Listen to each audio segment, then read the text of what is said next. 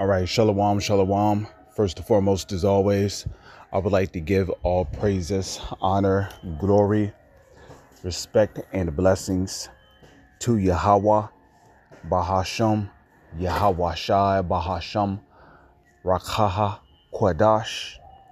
Salutations to the Lord's elect on the four corners of the earth, pushing his truth and sincerity while patiently waiting for Yahweh Shai's return, and double honors to our apostles and elders of Great Millstone, which have taught us everything we know through the spirit and power of Yahweh, Bahasham, Yahweh Shai.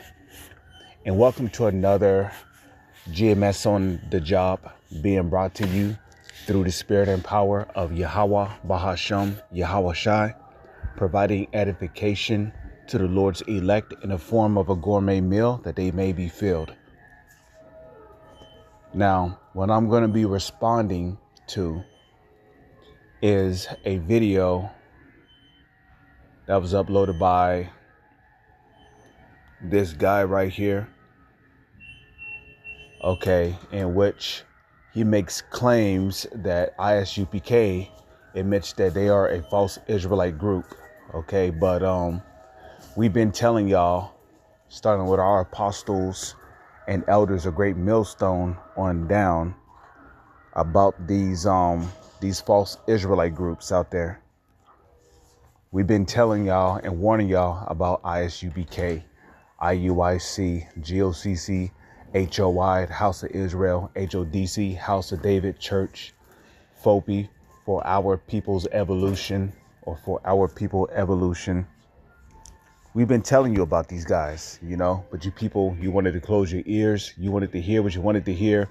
And then when you got deceived, when you got misled, when you finally realized that you've been robbed of your money, now you want to get mad. You want to hop on social media. You want to complain about how rotten these guys are.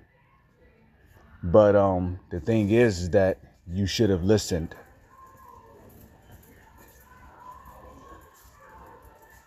You should have listened, because these false Israelite groups out there, according to the Holy Scriptures, they will be considered as the wide gate, that the broad and wide way that leadeth to destruction.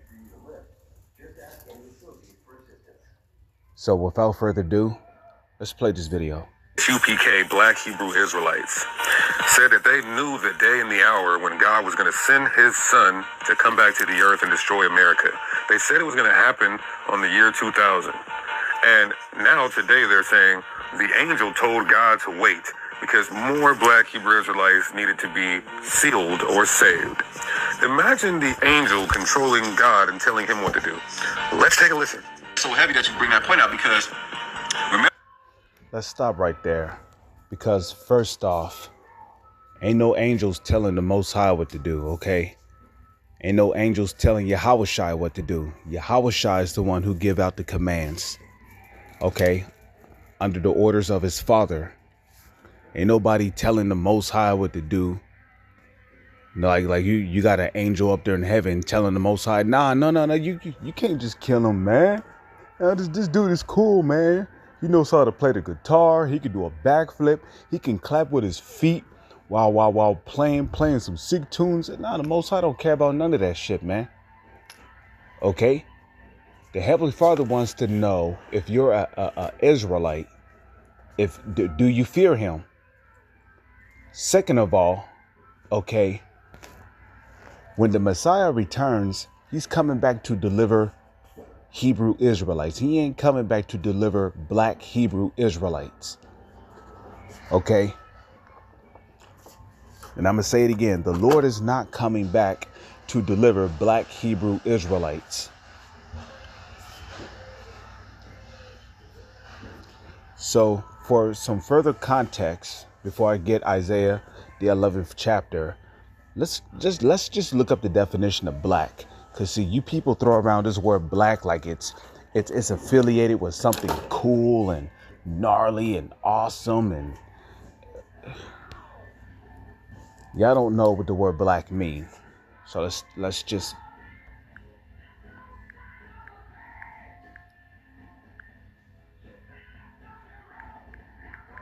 what does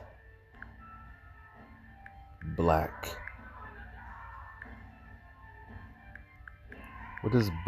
mean? And what is it associated with? Okay.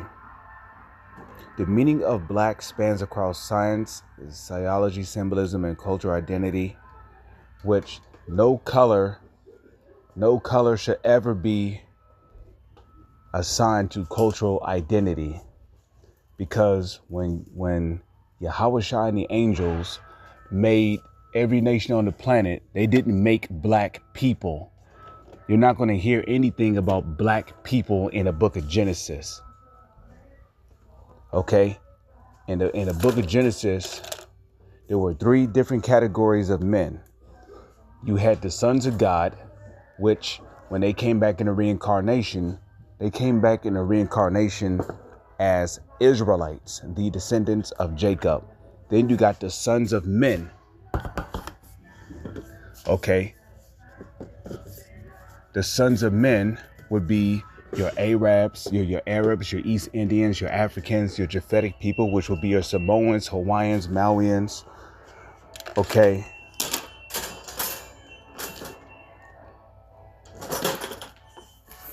Your Chinese and Japanese. Okay. These are your sons of men today. Okay, these are your sons of men. And then the third category of men that you read about in the book of Genesis are the sons of the wicked. Okay, and the sons of the wicked would be your Edomites today, which will be your self-proclaimed white people who have changed their nationality to a pseudo name that has no ties to the Holy Scriptures. Okay. They call themselves Europeans. They call themselves white Americans. They call themselves Australians, Ukrainians, Russians, Germans. Okay. But in reality, they are the biblical Israelites that the Bible speaks of. Okay. But the Lord has allowed them to create this pseudo narrative that they are white for the purpose of fulfilling prophecy. Okay. So colors should never be used for cultural identity, because the Holy Scriptures does not deal with using colors such as black and white to identify who is who in the Bible. Now, while the word black, it does appear in the Bible, okay, you got to understand that when the Bible was first written, which was written on scrolls, okay, it was written in the Hebrew tongue, okay, the Paleo Hebrew tongue. So the word black there, back in the ancient world would have been quadar, which means dark skin. And there's plenty of examples of Israelites who spoke about their skin being black upon them, meaning they're dark skinned.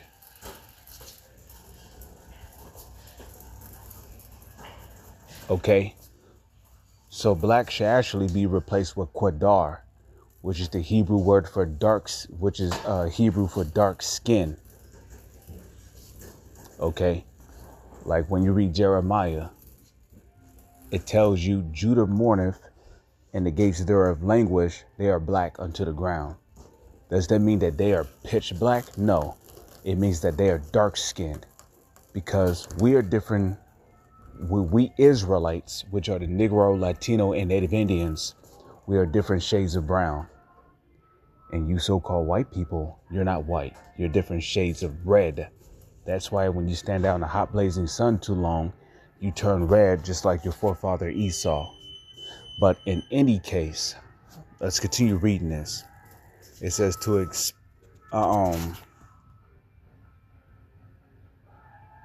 me see. Okay.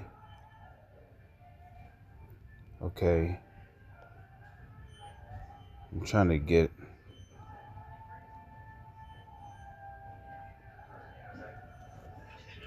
Let's see.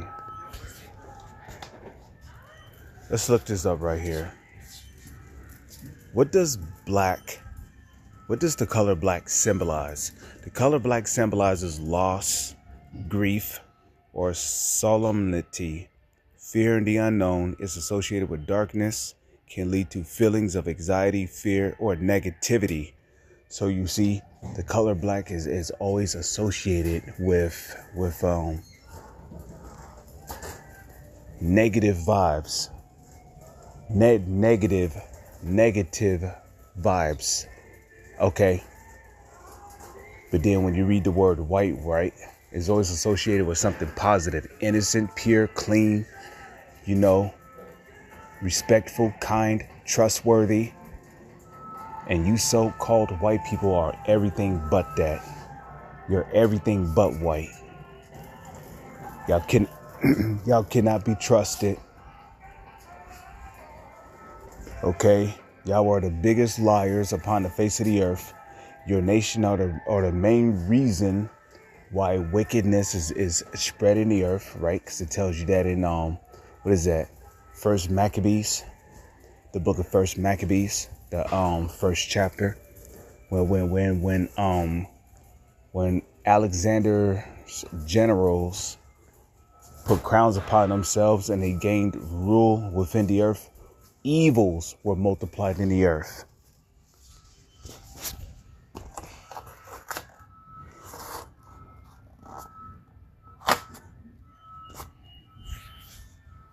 Okay. So you Edomites have always had a history of spreading evil in the earth. And we see that.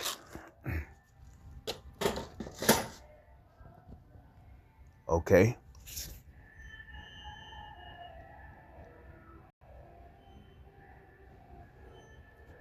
So, you going around calling yourself a Black Hebrew Israelite, you're associating yourself with negativity. Okay. Plus, the word black is associated with evil, wickedness, bad or evil times. And, it's associated with darkness. And when you read the book of John, the first chapter, what does it say? Men love darkness rather than light because their deeds were evil. You see, you Negro, Latino, and Native Indians, the majority of you love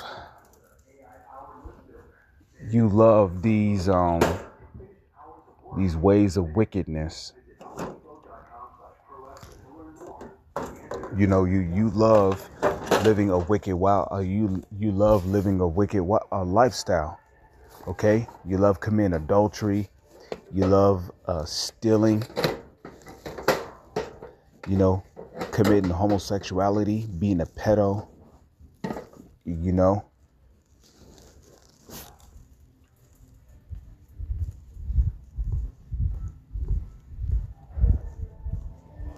and all these things that are, all these things that go against the ways of the Most High.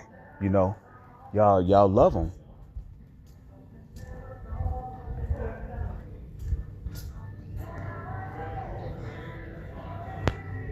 Okay. And all these deeds that the majority of you Negro, Latino, and Native Indians are doing, these are the type of things that Edomites love to do. And now the scriptures say that y'all have learned the deeds of the wicked.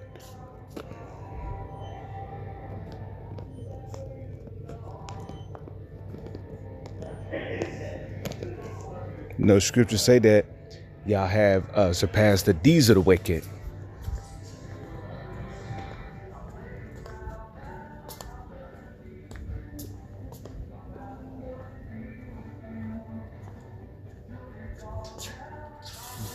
I guess he's closing that up. Okay, so, there's this false narrative running around that we are black. Okay. And one thing these false Israelite groups refuse to do, they refuse to acknowledge that there are Israelites that look like people of the other nation. And let's come over here real quick. Let's go to the book of John. No, let's go to the book of James real quick. Okay. James, because you see, in the book of Deuteronomy, the 28th chapter, a part of the curses that the Lord said would come upon us was that we would be scattered on the four corners of the earth. The Lord said that he would scatter us from one end of the earth even unto the other. And there we would do what? We would serve other gods, both wood and stone. And here it is, 2026. You got Israelites that look like East Indians, worshiping Shiva, Ashtoreth. Okay, you got Israelites that look like Arabs, worshiping Allah. You got Israelites that look like Chinese people, worshiping Chemosh, some flying dragon, right? Some mystical flying dragon, worshiping Buddha. You got Israelites that look like Japanese people, worshiping Buddha. You got Israelites that look like Africans, worshiping Egyptian gods.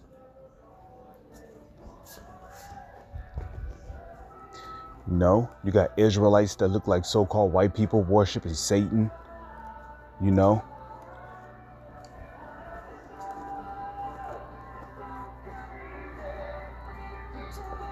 So that proves the point.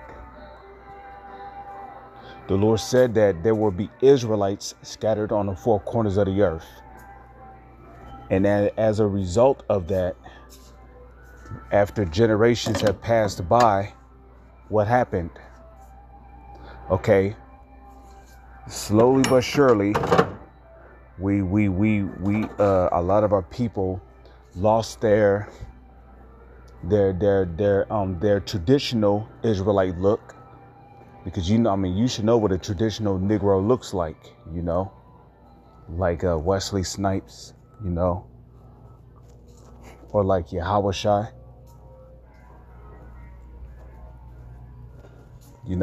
That's what your traditional Negro looks like.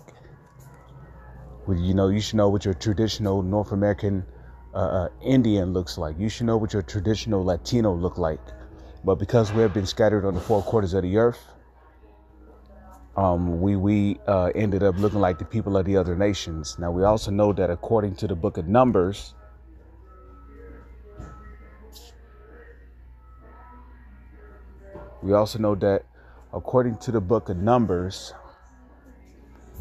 that Numbers chapter 1 verse 18 says what? Numbers 1 verse 18 tells you that your nationality is determined by who your father is. So if a so-called Negro, Latino, or Native Indian have sex with a woman of another nation, that woman of another nation is going to give birth to his child, but his child is going to come out looking more like the mother, because the woman is usually responsible for the physical features and looks of the child. So the child might come out with lighter skin, more stringy like hair, but the child is still an Israelite because the father's an Israelite. And if that child was to grow up, being a male, and he have sex with a woman of that same nation, that child's going to come out of his wife looking more like, the people of that nation. So, again, we cannot just we can't just be reckless and judge by looks. You can't just look at a Chinese person and say that you're a gook and you're gonna be a slave in the kingdom of heaven, because you don't know if his line goes back to a so-called Negro, Latino, or Native Indian. Okay, we've been scattered on the four corners of the earth. But again, you got these false Israelite groups, pushing this narrative out there that every Israelite looks like a so-called Negro, and they don't never touch the topic of the wheat and the tares. Okay, because just because you have brown skin and woolly hair does not mean that you're an Israelite. Okay, you got Edomites that look like so-called black people. And when they ask to perish on this side and come back in the kingdom of heaven, they're not going to be sitting on thrones along with us. They're going to be slaves. So,